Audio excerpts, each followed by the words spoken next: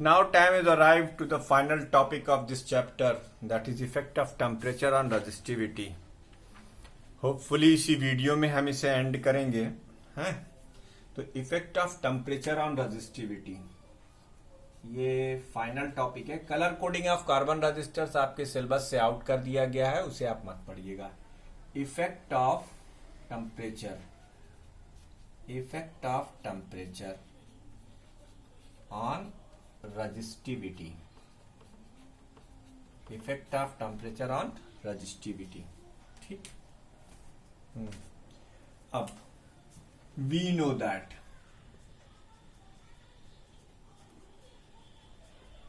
resistance of a conductor, we know that resistance of a conductor, we know that resistance of a conductor R is equal to m upon n e square tau L by A होता है। इसमें किसी को कोई doubt नहीं होना चाहिए। This is the formula I explain a lot of time. ठीक है। For a given conductor, for a given conductor,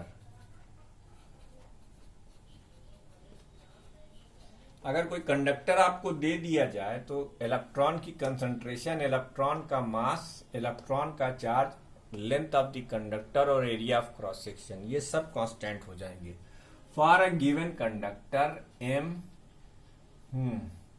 N e l and a will remain constant।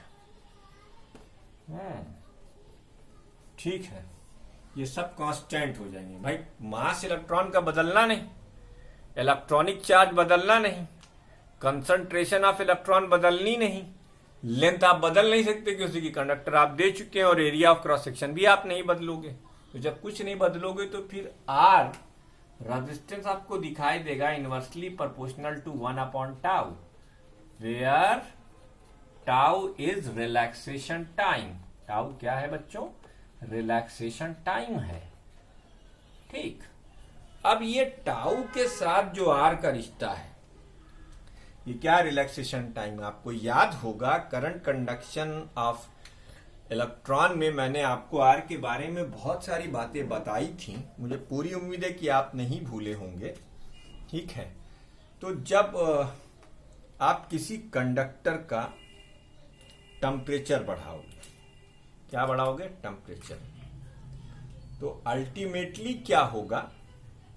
Ultimately एक बात होगी, वो बात ये होगी कि एटम की फ्रीक्वेंसी बढ़ जाएगी, कोलिजन की फ्रीक्वेंसी बढ़ेगी।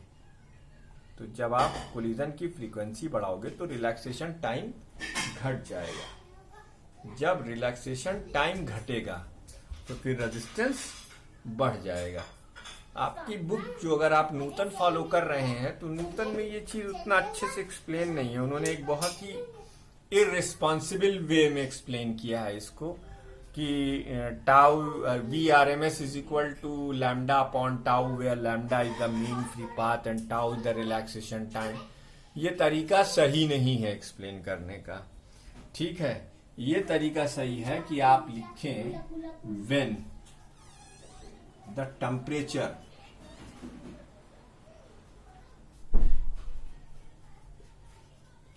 of the conductor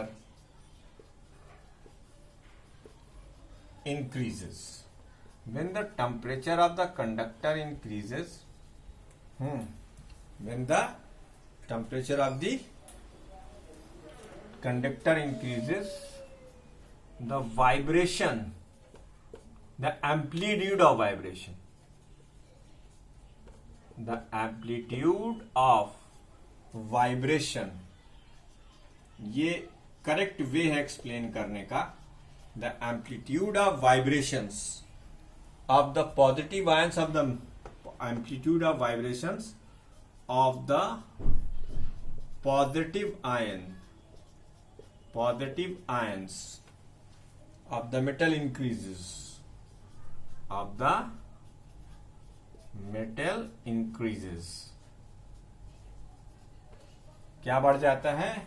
आपने क्रिस्टल लैटिस में पढ़ा होगा कि किसी कंडक्टर के एटम ऐसे नहीं अरेंज होते, वो एक बेहतरीन टाइप के स्ट्रक्चर में अरेंज होते हैं, BCC, FCC, HCC, hexagonal cubic close pack, face centre cubic close pack, what ever ये केमिस्ट्री है हमको नहीं मालूम। फिलहाल हम इतना जानते हैं कि एक वेल डिफाइंड स्ट्रक्चर होता है जिसमें एटम्स अपनी अपनी एक प्रॉपर स्पेस को ऑक्युपाई करते हैं जब आप उन्हें एनर्जी दोगे, यानी टेम्परेचर बढ़ाओगे। तो अकॉर्डिंग टू बोल्ट्जमान, जब आप किसी एटॉमिक पार्टिकल को या सब एटॉमिक पार्टिकल को एनर्जी प्रोवाइड करते हो तो आप टेम्परेचर बढ़ाते हो उसका, तो उसको एनर्जी मिलती है। अब जब एनर्जी मिलेगी तो उसका एम्पलीट्यूड ऑफ वाइब्रेशन बढ़ेगा, ठीक है। एंड दे फर्दर ऑब्स्ट्रक्ट, क्या करेंगे? वो रोकेंगे, obstruct, further obstruct the path of the free electrons. लो भैया, कोलिजन ही को रोकने की कोशिश करने लगेंगे फ्री इलेक्ट्रॉन्स, ठीक है। Hence resultant relaxation time decreases, relaxation time decreases. अब रिलैक्सेशन टाइम डिक्रीजेस करता है due to increase in the thermal energy, in the thermal energy. So electrons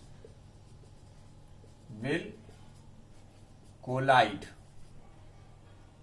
more in less time. More collision आकर होने लगता है less time में। तो in this way resistance of the conductor increases. In this way resistance of the conductor increases. ये इसका सही explanation है कि जब आप टेम्परेचर बढ़ाओगे तो एम्पलीट्यूड ऑफ वाइब्रेशंस बढ़ेंगे। जब एम्पलीट्यूड ऑफ वाइब्रेशंस बढ़ेंगे तो वो फर्दर ऑब्स्ट्रक्ट करने लगेंगे फ्री इलेक्ट्रॉनों को, जिसकी वजह से उनका रिलैक्सेशन टाइम घटेगा। जब रिलैक्सेशन टाइम घटेगा तो ये थर्मल एनर्जी बढ़ चुकी है, इसलिए इलेक्ट्रॉन बहुत ज्यादा कोलिजन करेंगे कम टाइम में, तो रिलैक्सेशन टाइम कम होने की वजह से। तो इस तरीके से कंडक्टर का in this way resistance of the conductor increases.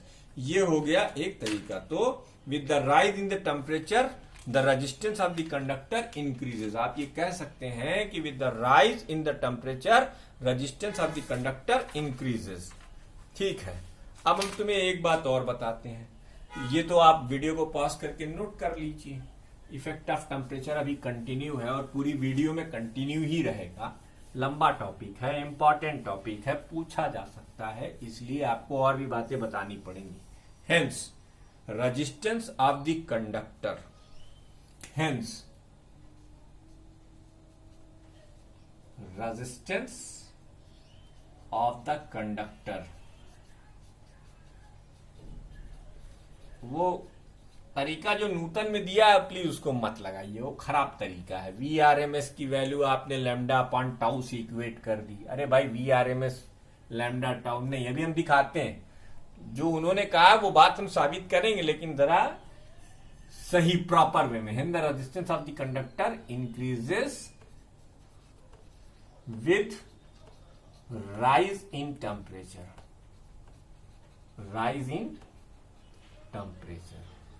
Temperature बढ़ने के साथ साथ कंडक्टर का रेजिस्टेंस बढ़ता है। The resistance of the conductor,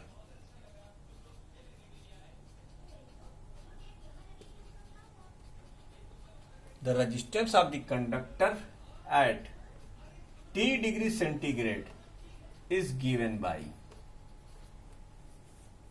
देखो अब एक जनरल एक्सप्रेशन है, क्या है वो general expression? R T is equal to are not 1 plus alpha t plus beta t square, where alpha and beta are constant. ये प्रॉपर वे है, अब आपकी बुक में है ही नहीं, where alpha and beta are constant. अब देखो, ठीक, अल्फा और बीटा क्या है? कांस्टेंट है। If the variation in the temperature is not too large, इसको ऐसे लिखा जाएगा, if the variation in the temperature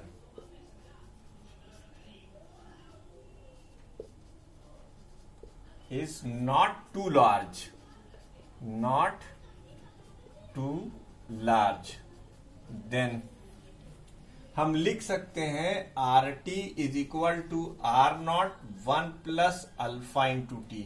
लेकिन ये शर्त कि वेरिएशन जो हो टेम्परेचर का वो बहुत ज्यादा ना हो, इसलिए हम ऐसा लिख सकते हैं, वेयर आर टी क्या है? Resistance at T degree centigrade, and r not क्या है? Resistance at 0 degree centigrade. Alpha क्या है? Temperature coefficient of resistance. Alpha क्या है? टेम्परेचर कोफिशिएंट ऑफ रेजिस्टेंस, ये टेम्परेचर कोफिशिएंट ऑफ रेजिस्टेंस है, देखते जाना। ठीक, तो अल्फा को हम डिफाइन कर सकते हैं ऐसे, एक काम करो, लिखो R T is equal to are not plus are not alpha into T. It implied that R not alpha into T is equal to R T minus R naught. इसका मतलब alpha is equal to R T minus R naught upon R naught into T. तो temperature coefficient of resistance alpha, alpha may be defined as the change in resistance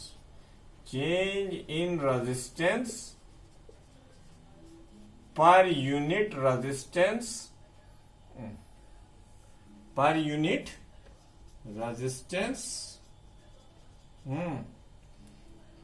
per T degree rise in temperature, T degree centigrade rise in temperature. ये alpha का defining equation है।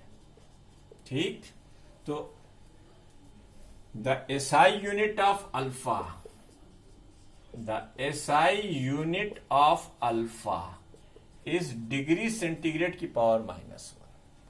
ये defining equation है alpha का। Original formula ये है, लेकिन variation अगर बहुत ज्यादा ना हो तो हम ये ले सकते हैं और उसके बाद हम इसे इस तरीके से डिफाइन कर सकते हैं। Change in temperature per unit change in resistance per unit resistance per degree rise in temperature is defined as alpha. क्या है ये? अल्फा। बच्चों, इस फार्मूले का अब हम एक और चीज बताने जा रहे हैं।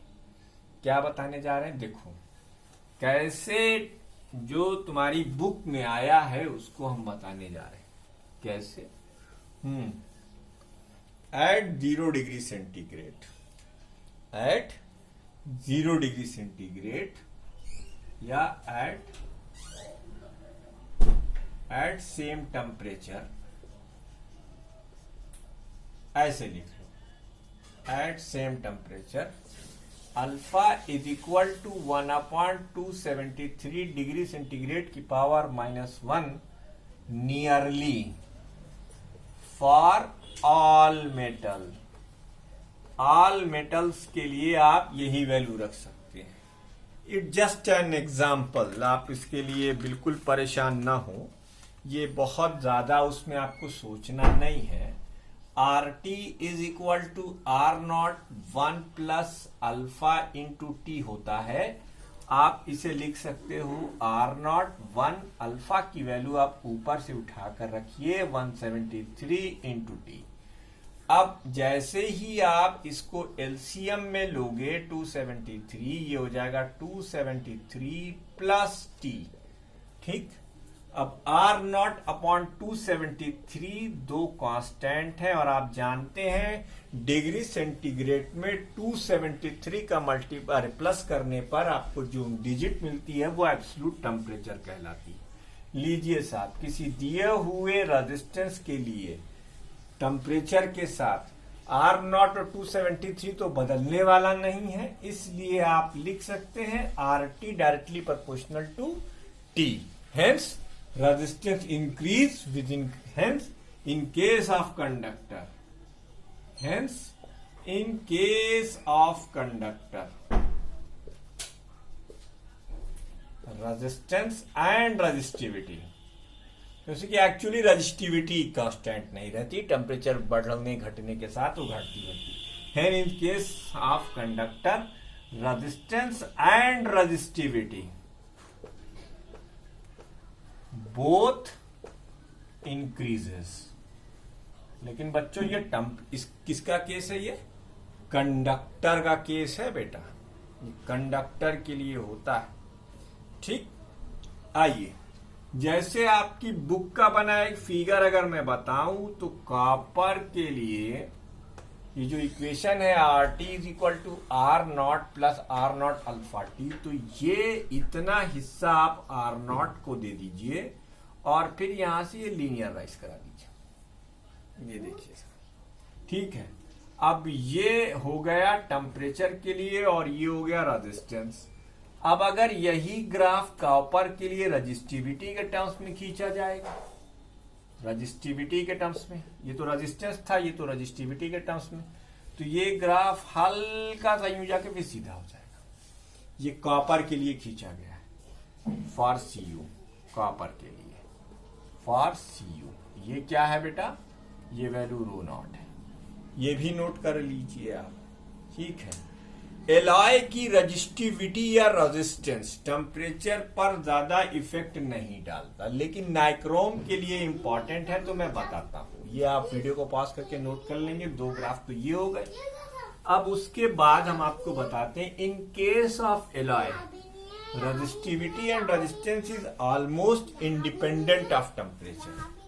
ठीक है, in case of alloy, in case of alloy resistivity or resistance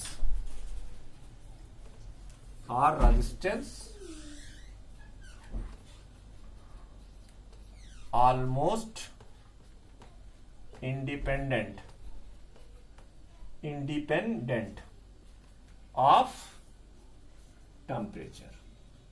लेकिन फिर भी चूंकि बुक में आपकी नाइक्रोम का ग्राफ बना हुआ देखा था मैंने, इसलिए मैं वो ग्राफ आपके लिए बना देता हूं। वो ग्राफ क्या है बेटा? वो ग्राफ ये है।